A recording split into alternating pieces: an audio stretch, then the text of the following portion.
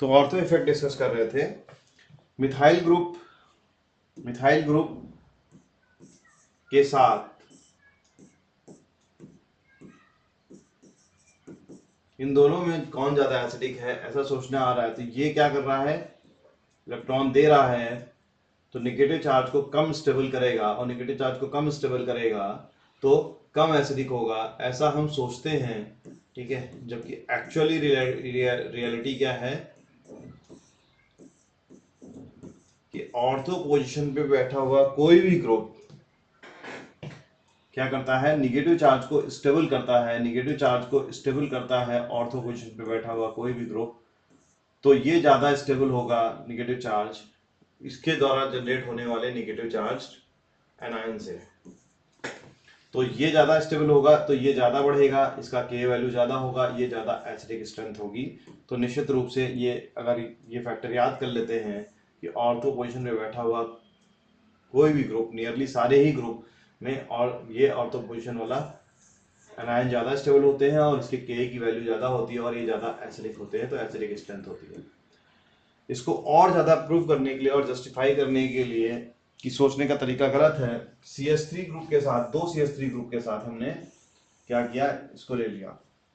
तो दो CH3 group के साथ सोचते क्या है, हमने जितना कॉन्सेप्ट पढ़े उसके हिसाब से प्लस आई इफेक्ट क्या करेगा, यहाँ पे प्लस आई इफेक्ट देगा इलेक्ट्रॉन, और ये क्या करेगा, O माइनस चार्ज जो आयन बन रहा है, इससे O माइनस चार्ज आयन बन रहा है उसको कम स्टेबलाइज करेगा। ऐसा हम सोच रहे हैं, ठीक है, कि ये कम स्टेबलाइज करेगा प्लस आई इफेक्ट की वजह से। ठीक है, लेकिन ऐसा नहीं है। हमने ऑर्थो इफेक्ट के थ्रू एक लाइन याद करके बैठे कि nearly all the group will stabilise the anion, because ये प्लेन ब्रेक हो रहा है, और नेगेटिव चार्ज की डिलोकलाइजेशन एक ऑक्सीजन से दूसरे ऑक्सीजन पे बढ़ रही है।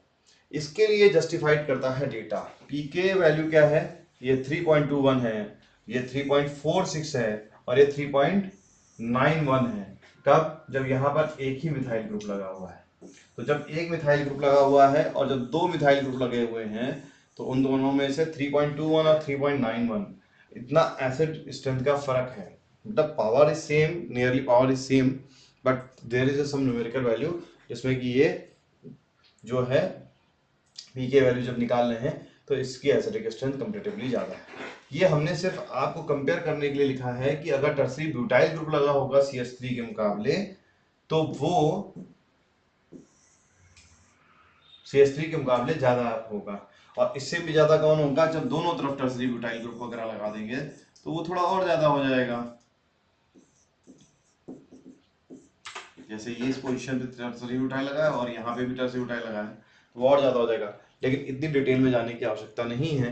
कोई भी ग्रुप ऑर्थो पोजीशन पे बैठा हुआ वो क्या कर रहा है, निगेटिव चार्ज के आयन की स्टेबिलिटी को बढ़ा रहा है। कल को एसिडिक स्ट्रेंथ के टर्म में नहीं पूछा गया और नॉर्मल क्वेश्चन पूछा गया तो भी वहां पे आप सही कर सकते हैं कि ये एसिडिक स्ट्रेंथ ज्यादा होगी ऑर्थो सब्स्टिट्यूटेड, चाहे वो प्लस आई इफेक्ट के ही ग्रुप क्यों ना हो।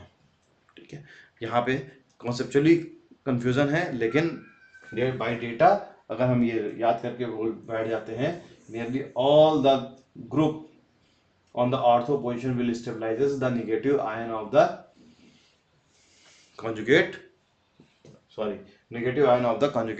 acid। ठीक है, मतलब जो भी conjugate acid है उसके नेगेटिव आयन को स्टेबलाइज कर रहा है। Thank you class.